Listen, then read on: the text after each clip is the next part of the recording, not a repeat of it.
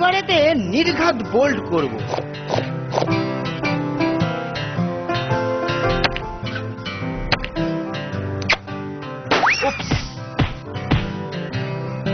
এই যে মানিকজোড়, শুধু বল পিটলেই হবে? তাহলে কি করতে হবে শুনি? শোন, বালক ভোজনের জন্য স্যারের কাছ থেকে চাঁদা নিয়ে নিয়েছি।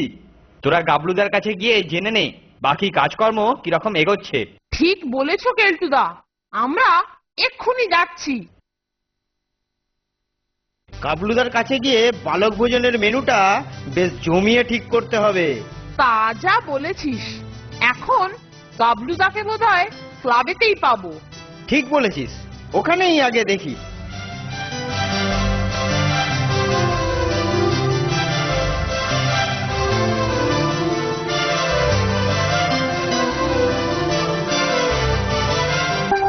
আরে এই যে গাবলুদা, তোমাকেই তো খুঁজছি। বালক ভোজন তো এসেই গেল, তা কালেকশন কিরকম হচ্ছে? বালক ভোজনের জন্য পাড়ার সবাই অর্থ সাহায্য করেছেন, এক গোসাই বাবাজি ছাড়া। কিন্তু গোসাই বাবাজি দিল না কেন গাবলুদা? কি বললে? বললে ভূত ভোজন করিয়ে অর্থনাশ করে কোনো লাভ নেই, বরঞ্চ সুদে খাটালে 2 পয়সা আসবে। বলো কি গাবলুদা, ওই সুদখোর কঞ্জুস ভণ্ডটা তোমাকে এইসব কথা বললে? একটা সৎ কাজের জন্য 5টা টাকা পর্যন্ত দিতে পারলো না? না দিলে তো আর কি করা যাবে বল, ও ছেড়ে দে। ঠিক আছে, তুমি ওটা আমাদের ওপর ছেড়ে দাও।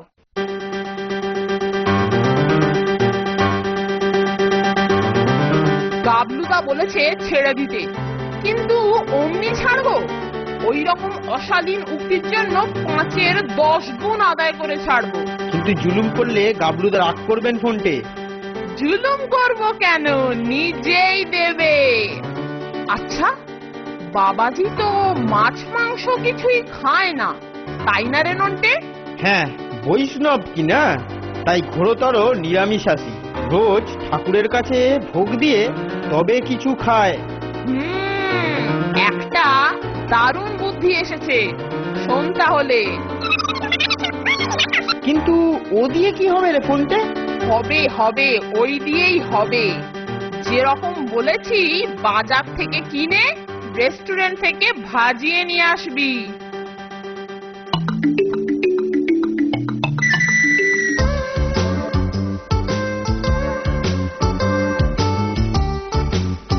ফোনটে, তোর জিনিসপত্র সব নিয়ে এসেছি। সব ঠিকঠাক এনেছিস তো? হ্যাঁ রে হ্যাঁ, সব ঠিকঠাক আছে, কোনো চিন্তা নেই। চল এইবার, দুপুর হয়ে এসেছে, গোসাইজির খাওয়ার সময় হয়েছে।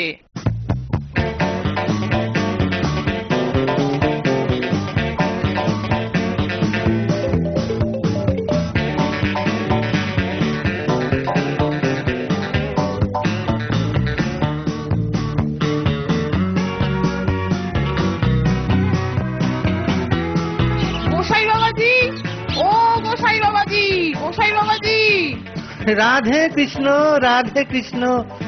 তো বাবাজিদের তো বলেই দিয়েছি, অর্থ দিয়ে অনর্থ করতে পারবো না। রাধে কৃষ্ণ, রাধে কৃষ্ণ, কৃষ্ণ। আগে আমরা তো ওইসব অপকর্ম করতে আসিনি প্রভু, আমরা তো আপনার প্রসাদ পেতে এসেছি। বাহ বাহ বাহ বাহ বাহ, বাবাজিদের সুমতিতে আমি যার পর নাই পুলকিত। রাধে কৃষ্ণ। হ্যাঁ, তা বাবাজিরা কিঞ্চিত অপেক্ষা করো, হ্যাঁ অপেক্ষা করো, আমি প্রসাদ নিয়েই আসছি। রাধে কৃষ্ণ, কৃষ্ণ।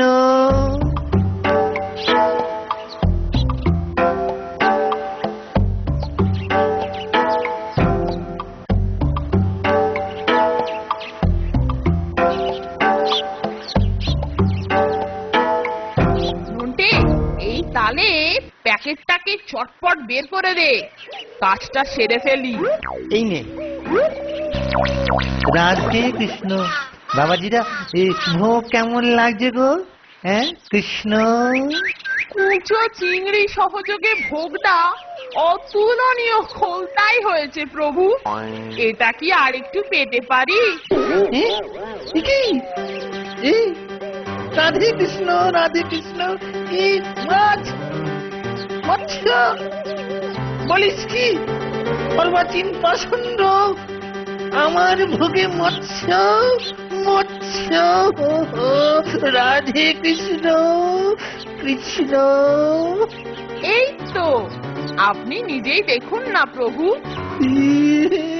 হ্যাঁ, রাধে কৃষ্ণ মৎস্য, তাই তো দেখছি মৎস্য।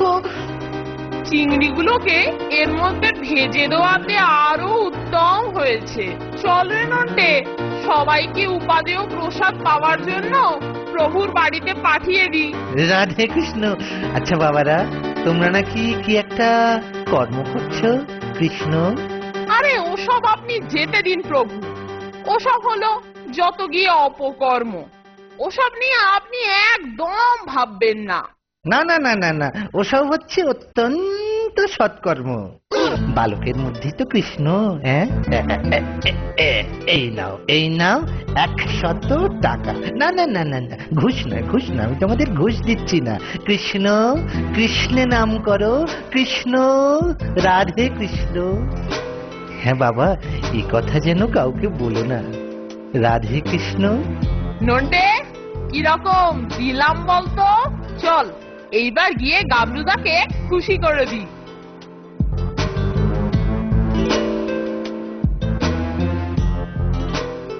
এই নাও গাবলুদা, বালক ভোজন উপলক্ষে গোসাইজির তরফে 100 টাকা।